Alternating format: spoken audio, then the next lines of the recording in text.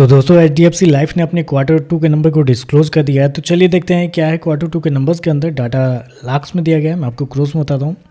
तो देखिए पिछले क्वार्टर की बात करते हैं तो पिछले क्वार्टर में कंपनी का टोटल इनकम जो कंपनी ने जनरेट किए थे 29,284 करोड़ के आसपास। पिछले साल 28,489 करोड़, जबकि अभी देखें तो कंपनी का टोटल इनकम 20,422 करोड़ आपको जाता हुआ देखने को मिला। तो कंपनी का टोटल इनकम देखें तो साल दर साल क्वार्टर आपको गिरता हुआ देखने को मिल रहा है। और बेसिकली गिरावट के पीछे का रीजन है कंपनी के इन्वेस्टमेंट, क्योंकि इस क्वार्टर में इन्वेस्टमेंट कंपनी के थोड़े से कम रिटर्न मिले हैं। क्योंकि पिछले क्वार्टर में कंपनी ने लगभग 14,602 करोड़ कंपनी जनरेट किए थे, पिछले साल 11,613 करोड़।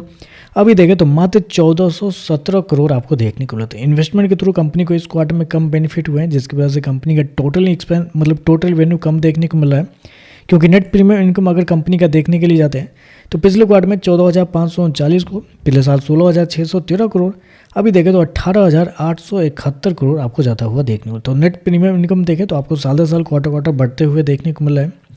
चलिए कंपनी के खर्चे क्या निकलते हैं वो देख लेते हैं।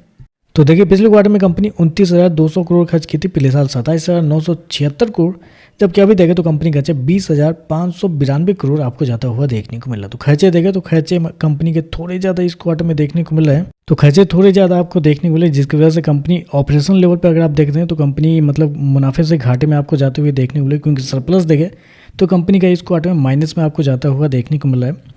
चलिए कंपनी का प्रॉफिट क्या निकलता है वो देख लेते हैं। तो देखिए पिछले क्वार्टर की बात करते हैं तो पिछले क्वार्टर में कंपनी 548 करोड़ के प्रॉफिट में थी, पिछले साल 435 करोड़ का, जबकि अभी देखें तो कंपनी का प्रॉफिट 448 करोड़ आपको जाता हुआ देखने को मिला। तो साल दर साल जाते हैं तो साल दर साल कंपनी का प्रॉफिट के अंदर एक हल्की सी तेजी आपको देखने को मिल रही है।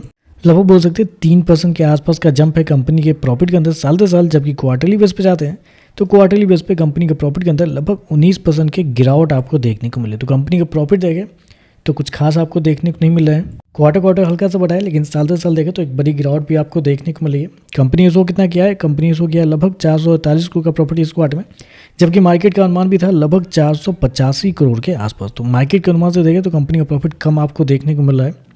चलिए कंपनी का EPS क्या निकलते हैं वो देखते हैं। तो देखिए पिछले क्वार्टर की बात करते हैं तो पिछले क्वार्टर में कंपनी का EPS ₹2.55, पिछले साल ₹2.02, अभी देखें तो ₹2.08 आपको जाता हुआ देखने को मिला। तो ओवरऑल लगा जाए तो नंबर कुछ खास आपको देखने को नहीं मिला है। रिवेन्यू देखें तो रिवेन्यू आपका साल दर साल क्वार्टर बढ़ता हुआ देखने को मिला है। टोटल इनकम आपको गिरता हुआ देखने को मिला है, क्योंकि इन्वेस्टमेंट के थ्रू कंपनी को इस क्वार्टर में कम फायदे हुए हैं। और दूसरा कंपनी के प्रॉफिट देखें तो प्रॉफिट आपको साल दर साल थोड़े से बढ़े, लेकिन क्वार्टरली बेस पे गिरते हुए देखने को मिला है और थोड़ा सा बिलो एस्टीमेट भी आपको देखने को मिला है। तो देखते हैं इस पर मार्केट कैसे ये करता है। आज के लिए बस इतना है। वीडियो पसंद आए तो लाइक कीजिएगा, साथ में साथ चैनल को सब्सक्राइब जरूर कीजिएगा। धन्यवाद।